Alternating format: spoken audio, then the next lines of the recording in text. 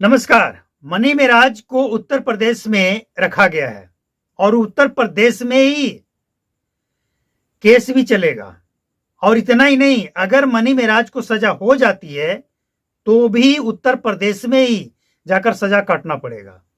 अब ये हम आपको क्यों बता रहे हैं, इससे पहले इस बात का खुलासा करें, आपको ये बता दें कि उत्तर प्रदेश में योगी सरकार के आने के बाद लव जिहाद, मतलब एक के हिंदू लड़की को मुस्लिम बनाकर उसे शादी करने या शादी करने का धोखा देने, मतलब किसी भी तरह का एक हिंदू लड़की के साथ धोखा करने के मामले अगर सामने आते हैं और वो लड़का अगर मुसलमान हो, दूसरे धर्म का हो, तो ऐसे सिचुएशन में इसे लव जिहाद का नाम दिया जाता है।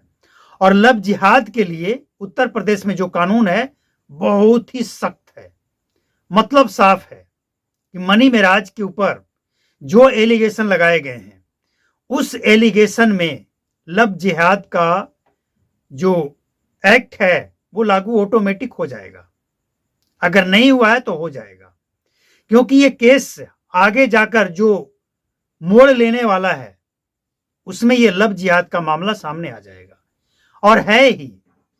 तो उत्तर प्रदेश में जो लव जिहाद को लेकर कानून बने हैं ना, अलग से उत्तर प्रदेश में जो कानून बने हैं अलग से, वो लव जिहाद के लिए उम्र कैद 20 साल। अब ये उस पर डिपेंड करता है कि केस करने वालों ने धाराएं क्या लगवाया है, सबूत क्या है, कोर्ट में क्या प्रूफ कर पाता है, इस पर डिपेंड करता है। लेकिन जो कानून है उस कानून के तहत मनी मेराज को उम्र कैद से लेकर 20 साल तक की सजा हो सकती है, अगर प्रूफ साबित हो जाता है तो। लेकिन प्रूफ साबित करना उतना आसान नहीं है जो एलिगेशन लगाए गए हैं। एलिगेशन क्या है? एबॉर्शन का, यानी इच्छा के विरुद्ध।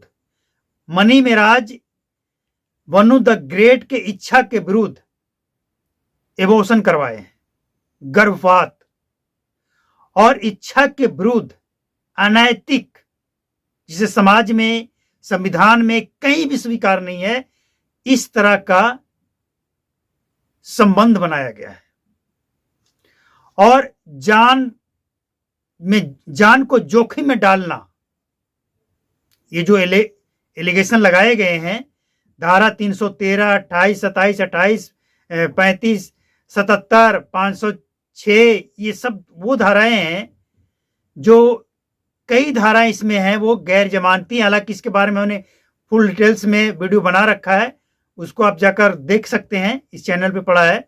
लेकिन सवाल यही उठता है कि आखिर मनी मेराज के ऊपर ये जो एलिगेशन लगे हैं, क्या ये एलिगेशन को साबित करने के लिए, मतलब जो गुनाह है मनी मेराज का, इसे साबित करने के लिए वनु द ग्रेट के पास सबूत है?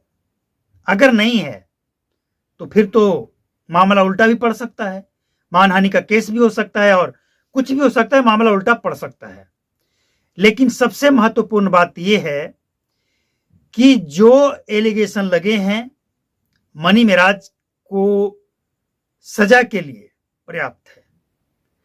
और सबूत के तौर पे अगर कुछ मेडिकल रिपोर्ट मिल गया, अगर कुछ गवाह मिल गए, कुछ ऑडियो वीडियो मिल गया और उसे छेड़छाड़ किया नहीं गया है।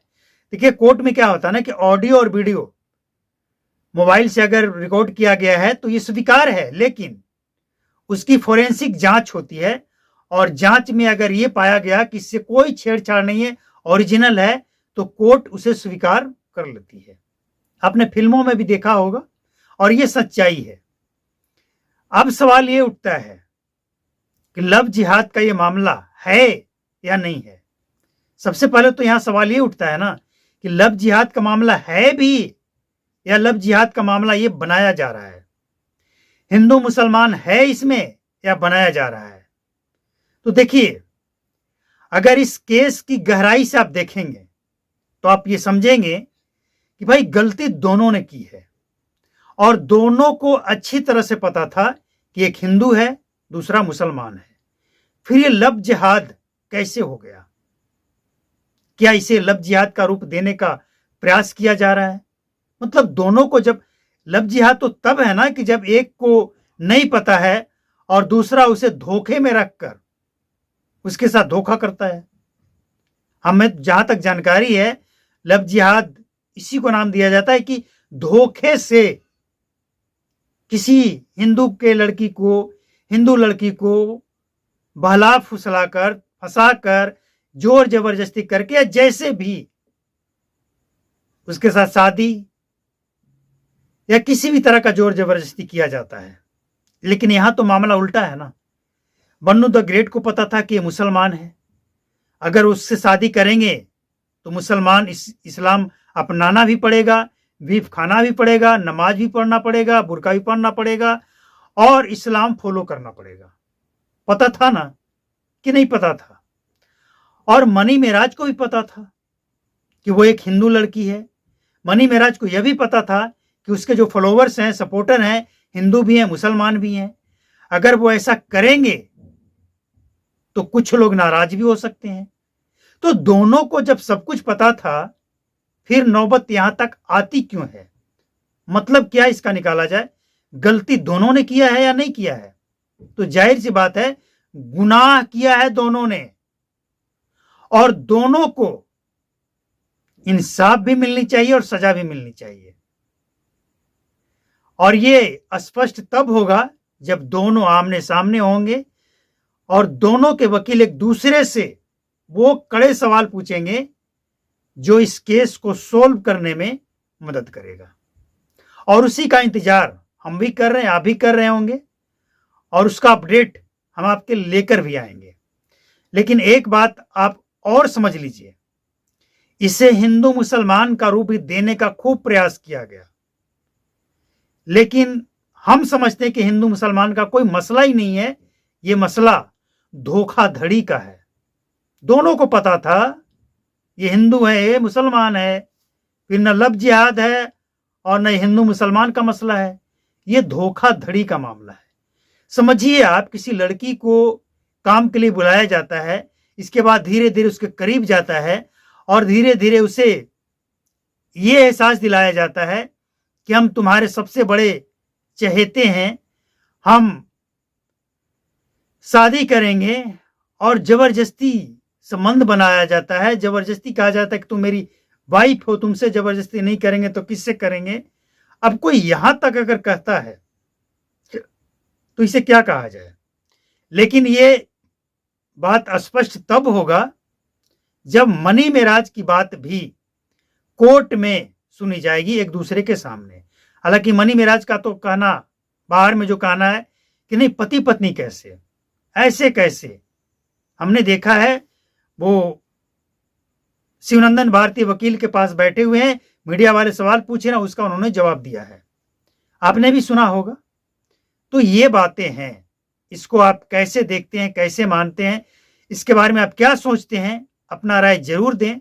चाहे आप सपोर्ट में हैं या विरोध में हैं, चाहे आप मेरे खिलाफ हैं या सपोर्ट में हैं, हमें भी इससे कोई फर्क नहीं पड़ता है। जो सच है वो हम बोलेंगे और हम किसी से इसके बारे में डरेंगे नहीं। और अगर आपको लगता है कि हमने अब तक जो कुछ भी कहा इसमें दम है, सच्चाई है, निष्पक्षता है, तो चैनल को सब्सक्राइब कीजिए, बेल आइकन को प्रेस कीजिए और नोटिफिकेशन कॉल पर सेट कर लीजिए, क्योंकि आने वाला अपडेट का नोटिफिकेशन आप तक पहुंचे।